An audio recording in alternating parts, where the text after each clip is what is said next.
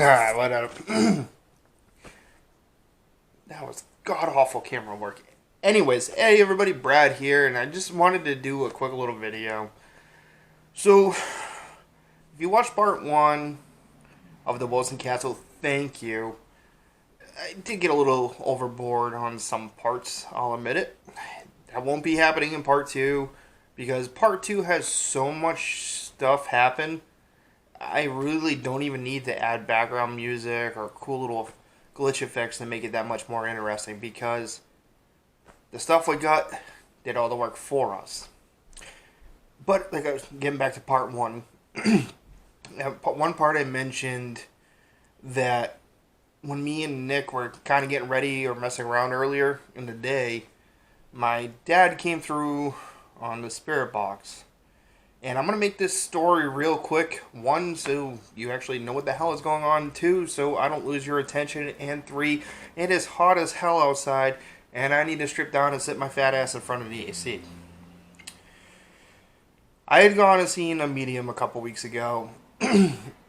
My dad actually had passed away about 8 years ago, actually 10 days or so before my wedding.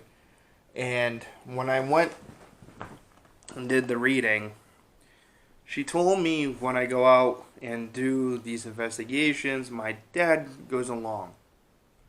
It brings joy to me, and it makes him happy in the afterlife. Seeing me do what I do, that makes me happy.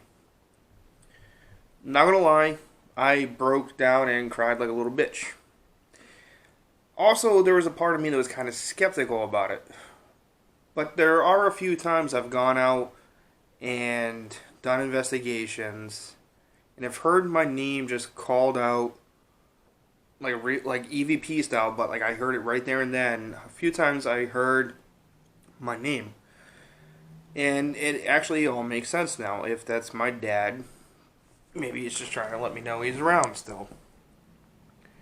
Take it with a grain of salt, believe me or not. I don't care. I don't have time to make up bullshit to entertain you guys. I have a full-time job.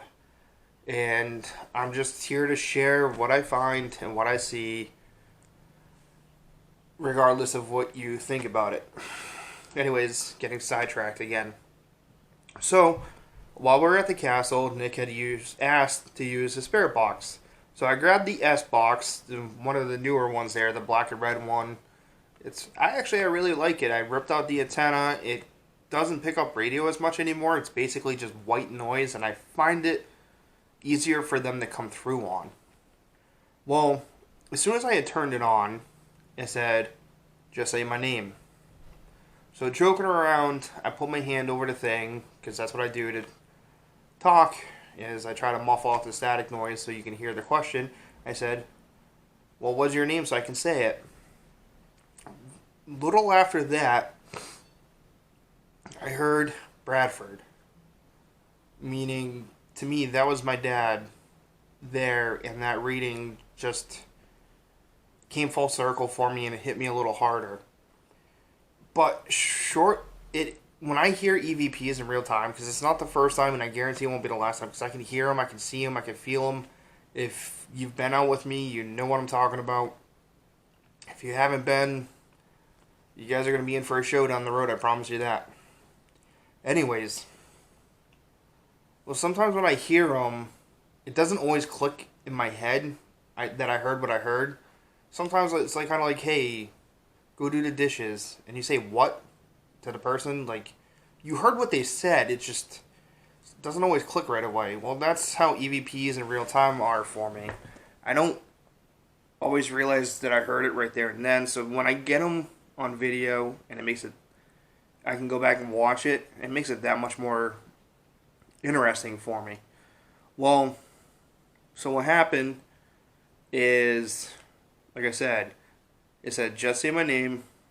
I muffled it and said, well, what's your name? So I could say it. And I heard Bradford.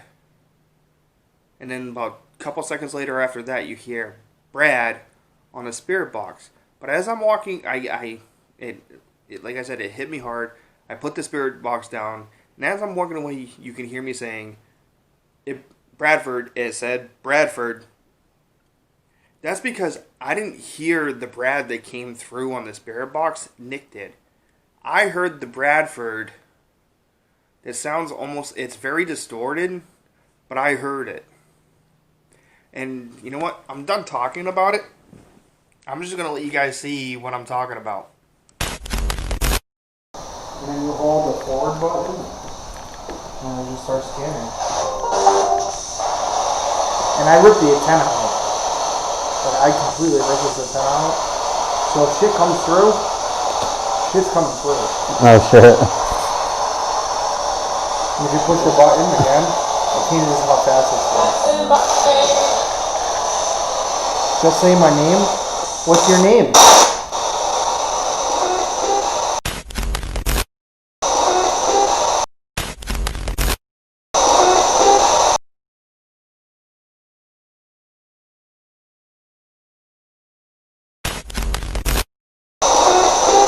If you tell me your name, I'll say your name.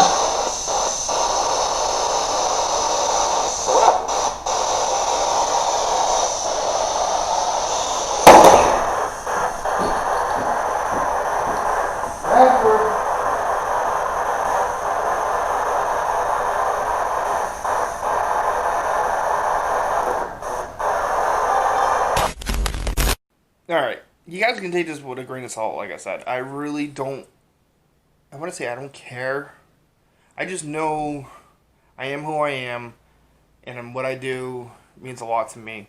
And you can take it with a grain of salt for like all I said, because there's so many people that fake shit out there that it's hard to believe when people actually share true findings and the truth to the paranormal. The media and everybody on YouTube has you thinking it's supposed to be scares all the time and jump scares. That's not what I'm about.